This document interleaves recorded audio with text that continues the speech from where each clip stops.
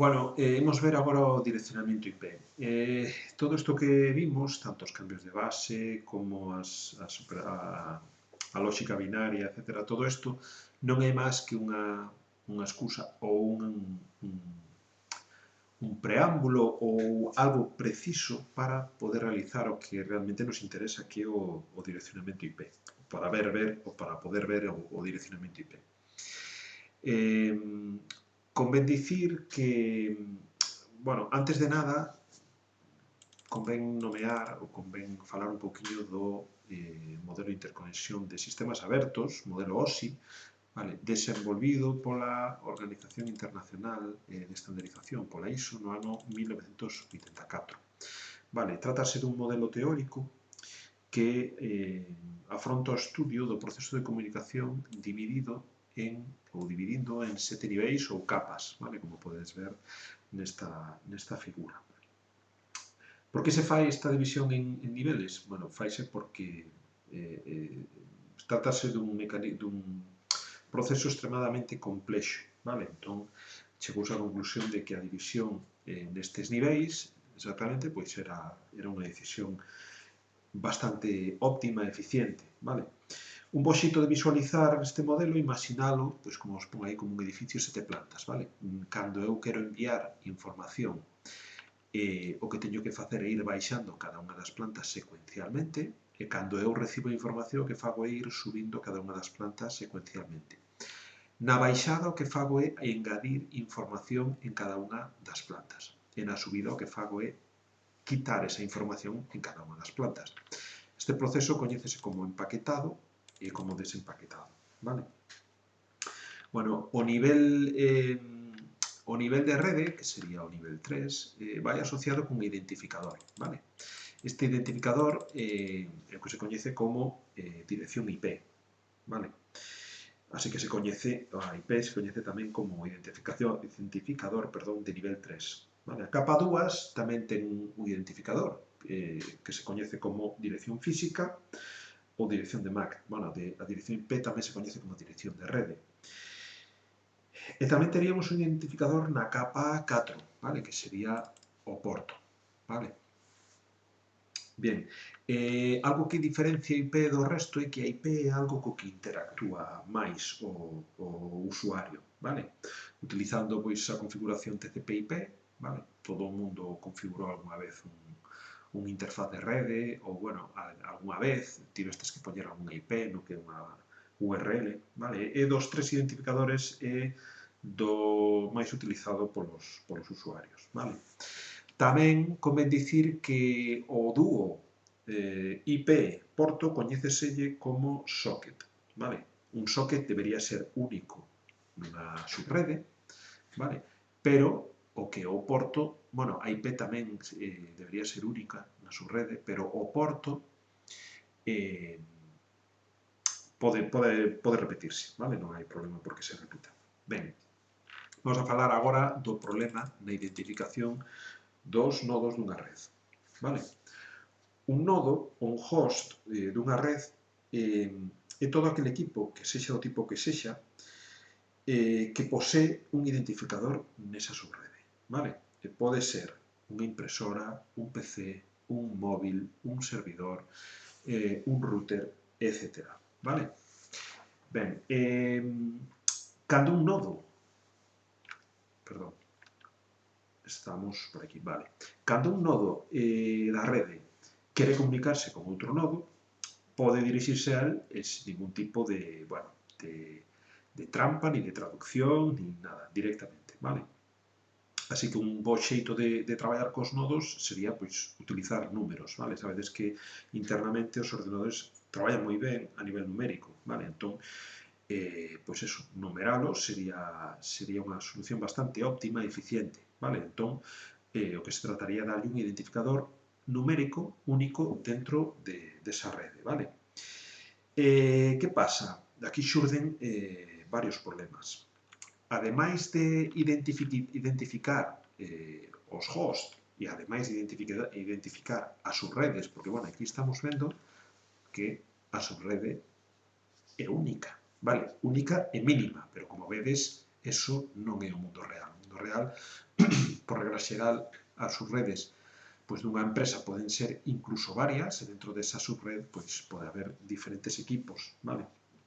Entón, ante o problema de identificar a subrede e o host nesta interconexión, xurde un problema moi importante, vale? Conforme isto vai crecendo,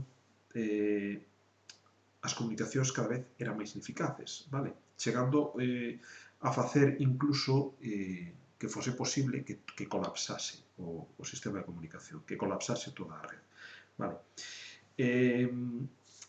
Imos ver a figura 6, vale? Podedes ver unha simulación duns envíos de paquetes ou envíos de información entre equipos.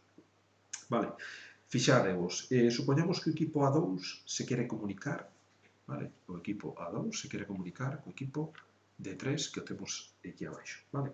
O que fai A2 é lanzar ao medio de comunicación, lanzar unha mensaxe con destino D3, vale? Tedela aquí.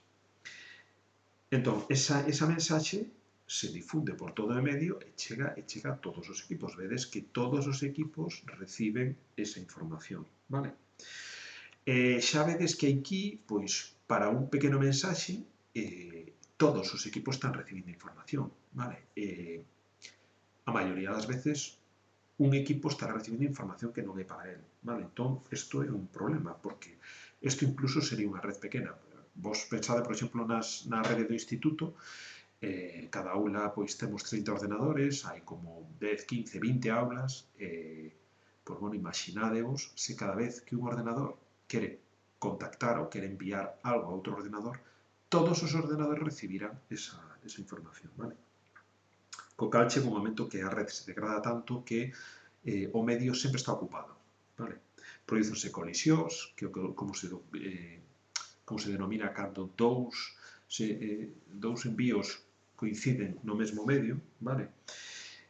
Bueno, unha rede de tamaño medio grande, como vos digo, pois eso, hai moitos equipos que queren comunicarse uns cos outros e, bueno, pois ocurren a degradación, o sea, cada vez as comunicacións serán máis lentas e o medio será casi imposible de utilizar, por eso, porque sempre haberá paquetes de equipos tratando de comunicarse con outros, vale? Entón, alguén se lle ocurriu que sería unha boa idea pois realizar unha segmentación, dividir, non?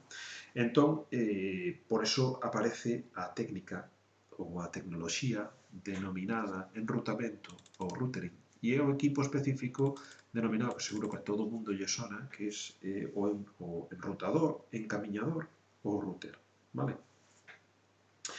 Tedes o funcionamento, o exemplo do funcionamento do router nesta figura, vale? Imos analizar un pouco. Vedes que o que fai o router neste caso é segmentar toda a rede que tiñamos antes, vale? Segmentala, pois neste caso, en 4 trozos. Co cal, cando o equipo A2 se quere comunicar co D3, é certo que inunda o medio con esa petición, os equipos da súa rede reciben esa comunicación, chega ao router, pero o router é capaz de discriminar hacia onde ten que ir ese paquete e non o envía nin por este segmento de aquí, nin por este segmento de aquí, simplemente enviaría por este segmento de aquí. Co cal, pois xa, como pouco, melloramos a eficiencia casi o doble, o sea, sin casi, vale? Estamos, a mitad dos equipos xa non interveñen na comunicación, vale? Bueno, incluso se fosen na mesma subrede, se fose, pois neste caso de aquí,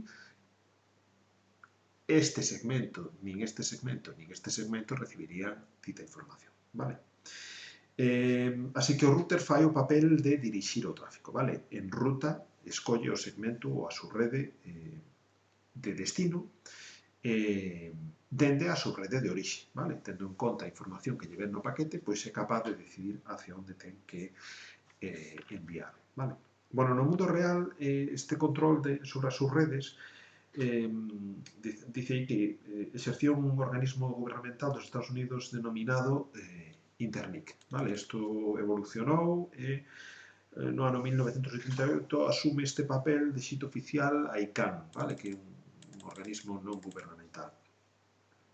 Todos estes organismos son os encargados de asignar e registrar as subredes, identificalas, vale? E asignar este identificador das subredes públicas para evitar duplicidades, vale? Para evitar que a dúas compañías se lle asigne o mismo número de subrede, co cal a comunicación con ela non sería posible, vale? Vimos aí que na actualidade o número de subredes públicas podes facervos unha idea, pero tendo en conta a cantidad de xente que está conectada no mundo, pois é enorme, inxente, vale? Só o número de hosts conectados a internet pois superan con moito os miles de millóns, vale? Tedes que ter en conta que, bueno, toda a cantidad de equipos móviles, dispositivos móviles, etcétera, que están conectadas, superamos ampliamente os miles de millóns. Vale, entón, bueno, imos ver un pouco como se xestiona, valga a redundancia, como se xestiona esta organización, vale? Isto farémolo en seguintes vídeos para non sobrecargados demasiado, vale? Para que non sexan vídeos demasiado longos.